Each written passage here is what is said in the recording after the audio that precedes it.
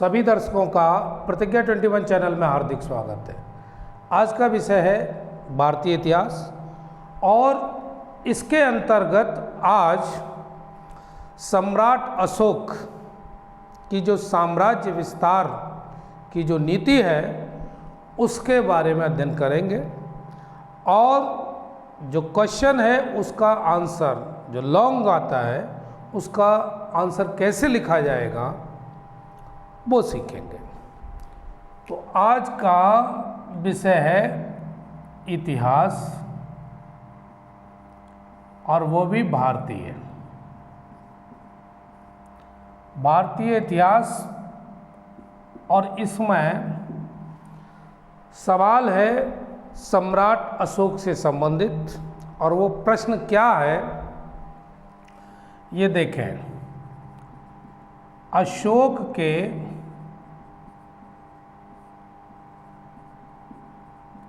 साम्राज्य विस्तार, अशोक के साम्राज्य विस्तार का निर्धारण कीजिए। अशोक के साम्राज्य विस्तार का निर्धारण कीजिए भारत के बाहर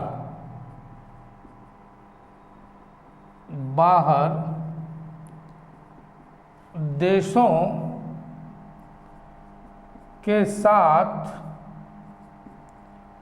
उसके राजनयिक संबंधों पर भी टिप्पणी कीजिए। अब ये प्रश्न है, इतिहास का प्रश्न है और सीधा संबंध इस प्रश्न का क्या है, सम्राट अशोक, अशोक के साम्राज्य विस्तार का निर्धारण कीजिए। तो यहाँ पर हमको लिखना क्या है, हमको लिखना ये है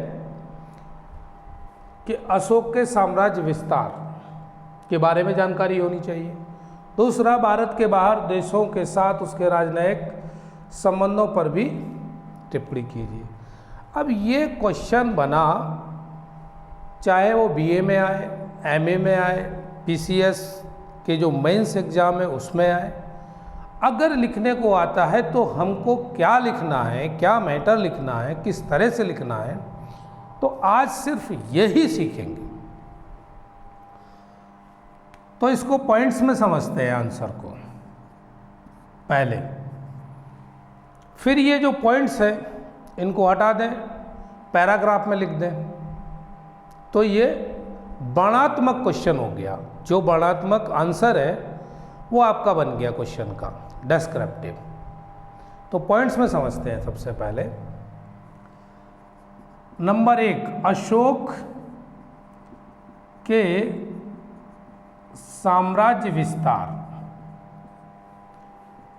का निर्धारण, अशोक के साम्राज्य विस्तार का निर्धारण अशोक के शिलालेखों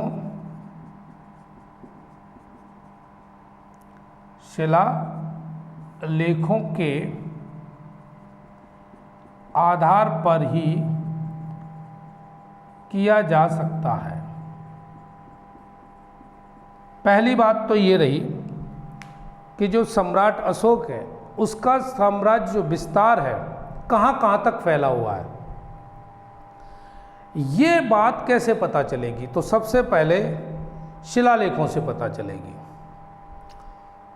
अशोक के जो शिलालेख थे उन्हीं से पता चलेगी। तो ये पहली लाइन हुई कि अशोक के साम्राज्य विस्तार का निर्धारण अशोक के शिलालेखों के आधार पर ही किया जा सकता। कुछ बड़े शिलालेख थे, कुछ लघु शिलालेख थे, कुछ स्तंभ लेख थे, इनके आधार पर ही पता चलेगा क्योंकि वो उस क्षेत्र में पाए गए जिस क्षेत्र तक सम्राट अशोक का आधिपत्य था।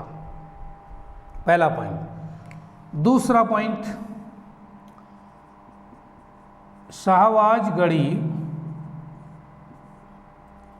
और मानसेहरा शिलालेखों से विदित होता है। विदित होता है मतलब पता चलता है कि उत्तर पश्चिम में अशोक का राज्य अफगानिस्तान तक फैला हुआ था।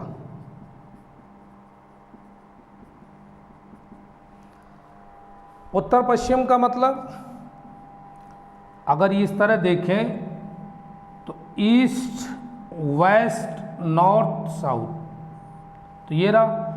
तो ये जो क्षेत्र है यहाँ, ये पूरा इलाका कह रहे हैं ना, उत्तर पश्चिम में अशोक का राज अफगानिस्तान तक फैला हुआ था। यहाँ तक कहिएगा अफगानिस्तान से भी आगे ईरान तक फैला हुआ था। सम्राट अशोक का जो राज्य था वो कहाँ तक, अफगानिस्तान के भी पार ईरान तक फैला हुआ था। तो ये बात भी आपको लिखनी है दूसरे पॉइंट में। ये 2 पॉइंट हो गए। तीसरा पॉइंट, इन्हीं पॉइंट्स के आधार पर प्रश्न का उत्तर तैयार करेंगे।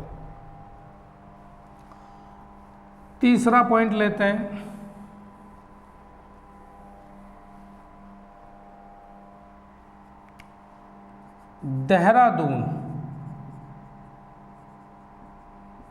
देहरादून के समीप अवस्थित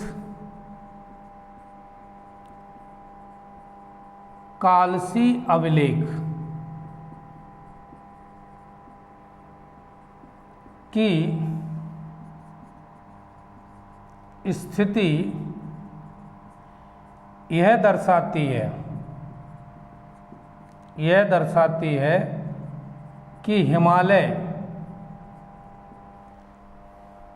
देहरादून के समीप स्थित कालसी अभिलेख, अभी जो चर्चा की थी वो शहबाजगढ़ी और मानसेहरा, ये 2 अभिलेखों की बात की थी।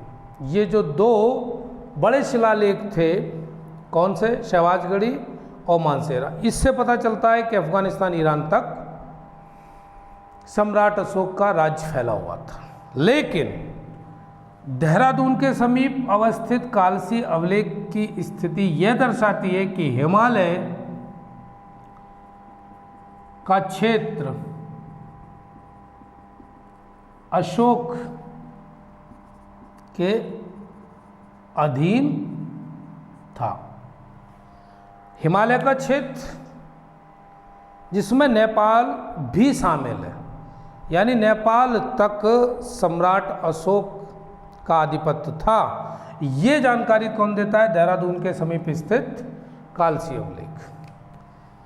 चौथा पॉइंट, गिरनार एवं सोपारा, ये कहाँ पर है, गुजरात में। सोपारा कहाँ पर है, महाराष्ट्र में। अभिलेखों की स्थिति से यह विदित होता है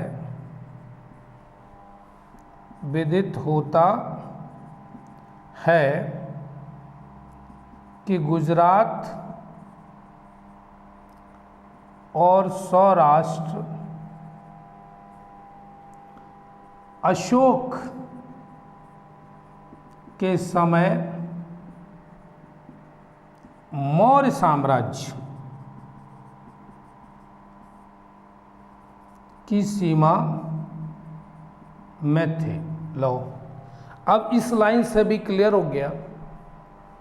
चौथा पॉइंट लिखा हमने, गिरनार एवं सोपारा अभिलेखों की स्थिति से यह विदित होता है कि गुजरात और सौराष्ट्र अशोक के समय मौर्य साम्राज्य की सीमा में थे। इसका मतलब यही है कि सम्राट अशोक का आधिपत्य था गुजरात और सौराष्ट्र पर। इसकी जानकारी कौन देता है, गिरनार और सोपारा के अभिलेख। यहाँ तक बात क्लियर होती है, क्योंकि मौर्य साम्राज्य का सबसे प्रतापी, यानी यूँ कहे चक्रवर्ती सम्राट, सम्राटों का भी सम्राट कौन है? सम्राट अशोक। तो सम्राट अशोक के प्रश्न भी यही है, अशोक के साम्राज्य विस्तार का निर्धारण कीजिए, तो उसी पर चर्चा हो रही है। अब तक बात हुई 4 पॉइंट। इस प्रश्न से संबंधित जो उत्तर लिखा जा रहा है उसमें ये जो पॉइंट्स हैं ये बेहद महत्वपूर्ण है। परीक्षा आपकी चाहे कोई भी हो और लॉन्ग क्वेश्चन अगर है तो उसका उत्तर इस तरीके से आप लिखें, पॉइंट्स में लिख दें। अगर पॉइंट्स नहीं है तो इन्हीं पॉइंट्स को याद करके पैराग्राफ में, और याद करने की बात तो ये कि एक बार अगर समझ लिया जाए तो अपनी भाषा में लिखा जा सकता है, क्योंकि बड़े स्टूडेंट रटते तो है ही नहीं, समझते हैं। अगला 5वां पॉइंट लेते हैं। मैसूर राज्य के चीतल दुर्ग नामक स्थान पर अशोक का शिलालेख अवस्थित है। अब यहां देखिए, मैसूर राज्य दक्षिण भारत में पहुंच गया, तो वहां दक्षिण भारत में भी सम्राट अशोक का आधिपत्य है। इसका मतलब वहां तक साम्राज्य पूरी तरह फैला हुआ है सम्राट अशोक का। अन्यथा की स्थिति में दूसरे के घर में थोड़ी शिलालेख आदमी ठोक देगा जाके, नहीं, क्योंकि अपनी ही जमीन, अपना ही उस पर आधिपत्य है। तो मैसूर राज्य के चीतल दुर्ग नामक स्थान पर अशोक का शिलालेख अवस्थित है। तो ये बात भी याद रहनी चाहिए कि दक्षिण भारत में मैसूर तक सम्राट अशोक का आधिपत्य रहा, साम्राज्य विस्तार रहा। 6वां पॉइंट, चंद्रगुप्त मौर्य। चंद्रगुप्त मौर्य, मौर्य वंश के पहले ही यही है राजा। चंद्रगुप्त मौर्य ने मैसूर के चंद्रगिरी पर्वत पर आकर ही अपने प्राणों का त्याग किया था। ये बात भी सिद्ध करती है कि चंद्रगुप्त मौर्य के समय, क्योंकि मौर्य वंश का पहला यही है प्रतापी राजा, तो चंद्रगुप्त मौर्य ने श्रवणबेलगोला में संलेखना विधि के द्वारा अपने मृत्यु का वरण किया था, स्वयं को मृत्यु का वरण किया था। संलेखना विधि क्या है?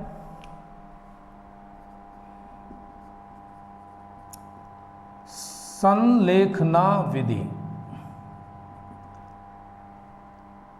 इसमें जैन धर्म के अंतर्गत, क्योंकि ये भोजन त्याग देना, पानी त्याग देना जीवन के अंतिम दिनों में, ये संलेखना विधि, और इस विधि के द्वारा चंद्रगुप्त मौर्य ने अपने प्राण त्यागे थे। तो ये तो बात खैर अलग से हो गई, लेकिन ये बात ये सिद्ध करती है कि मौर्य वंश का साम्राज्य विस्तार यहां तक था, मैसूर तक था। 6वां पॉइंट। अब इसके बाद 7वां, आप देखते रहिए पॉइंट्स वाइज। अगला दिया है 7वां पॉइंट, उड़ीसा में जौगढ़ और धौली में स्थित अभिलेख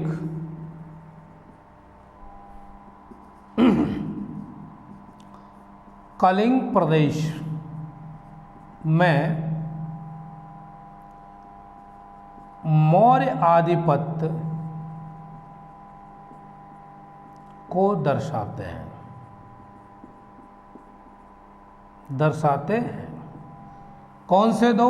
जौगढ़ और धौली में जो अभिलेख प्राप्त हुए हैं उन्हीं से पता चलता है कि उड़ीसा का पूरा क्षेत्र कलिंग क्षेत्र था, उस पर पूरा अधिकार था मौर्य वंश का।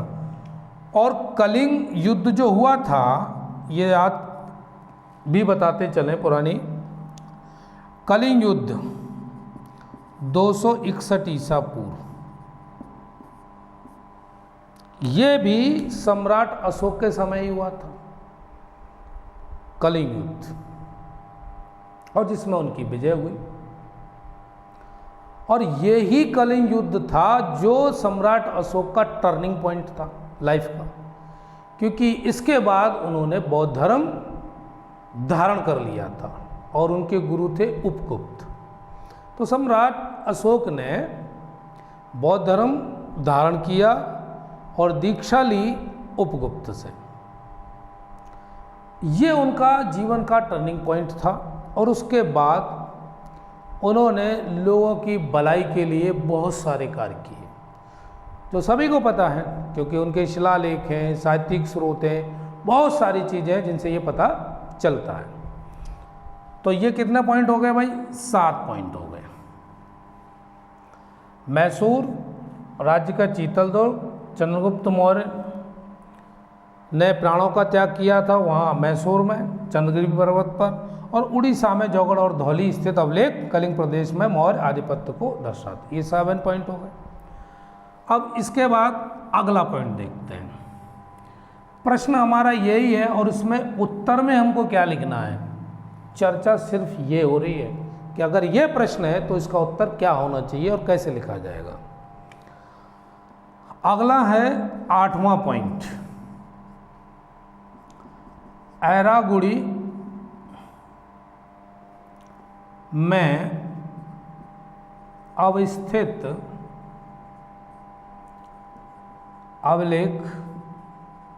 अवलेखों में आंध्र प्रदेश में मौर्य साम्राज्य के आधिपत्य का ज्ञान होता है। आंध्र प्रदेश तक ये मान लीजिए, और इसका सबूत ये है ऐरागुड़ी अवलेख। यहाँ से पता चलता है कि मौर्य साम्राज्य आंध्र प्रदेश तक फैला हुआ था। तो हर एक क्षेत्र का अपना एक प्रूफ, एक सबूत वहाँ का शिलालेख खुद में है। 9वां पॉइंट, साहित्यिक स्रोतों से ज्ञात होता है कि चंद्रगुप्त मौर्य ने पंजाब, काबुल, कांधार, हेरात, बलूचिस्तान,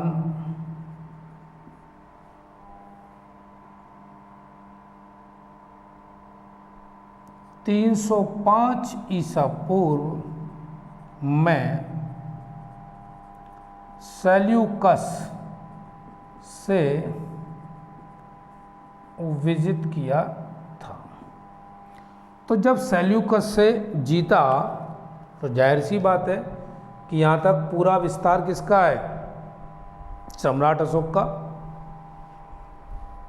ये साहित्यिक स्रोत। 9 पॉइंट हो गए। अब 10वें पॉइंट की तरफ चलते हैं। अशोक के अभिलेखों से यह भी ज्ञात होता है कि साम्राज्य की दक्षिण सीमा चोल, पांड्या, केरल पुत्र, और सत्यपुत्र राज्य अवस्थित थे। दक्षिण सीमा पर, है ना, 10वें पॉइंट में, क्योंकि आई थिंक 5वां शिलालेख ये दर्शाता है कि अशोक के अभिलेखों में चोल, पांड्या और केरल पुत्र और सत्यपुत्र राज अवस्थित थे सीमा पर। यह वहाँ तक सम्राट अशोक का पूरा साम्राज्य फैला हुआ था। तो 10 पॉइंट हो गए, यानी इस प्रश्न के उत्तर में हम समझ रहे हैं कि क्या लिखना है। अगला 11वां पॉइंट,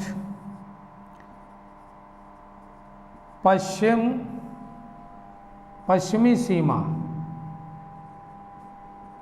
पर यूनान के शासक एंटियोकस द्वितीय का राज्य था। पश्चिमी सीमा पर यूनान का शासक था एंटियोकस। कितने पॉइंट हुए? 11। ये सारे के सारे इस प्रश्न के उत्तर में समाहित हैं। अब 12वां पॉइंट लेते हैं। अतः यह कहा जा सकता है कि अशोक का राज्य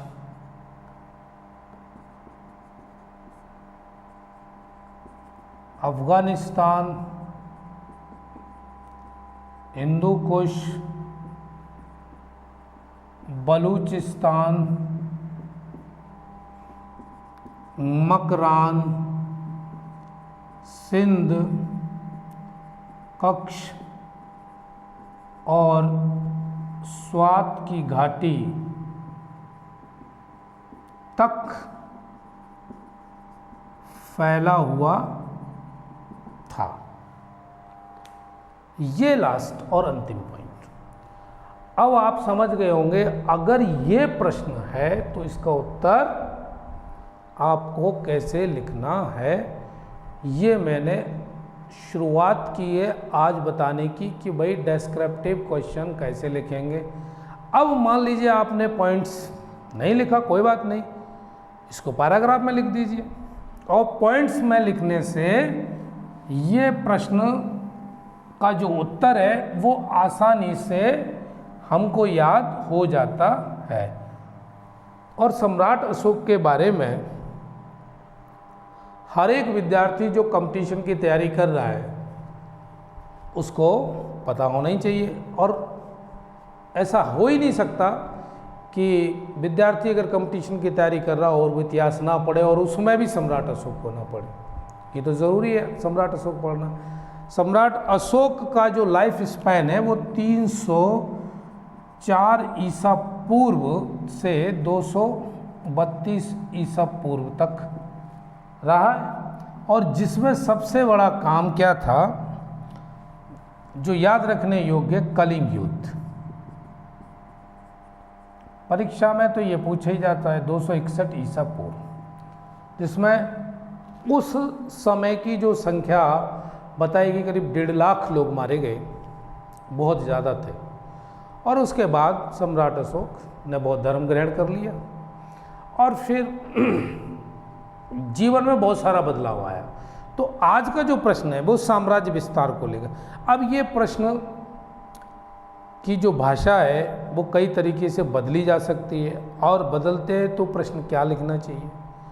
धीरे धीरे अगर प्रैक्टिस की जाए तो हम डेस्क्रिप्टिव आंसर जो है वो लिखना सीख जाएंगे। तो आज मैंने केवल और केवल इतिहास का एक प्रश्न लिया और वो कैसे लिखेंगे इसकी शुरुआत की। ठीक है भाई, आज की क्लास यहीं छोड़ते हैं, मिलते हैं फिर कल किसी नए टॉपिक के साथ। तब तक के लिए आप यूं ही जुड़े रहिए। स्वस्थ रहें, मस्त रहें और अध्ययन में रत रहें। धन्यवाद।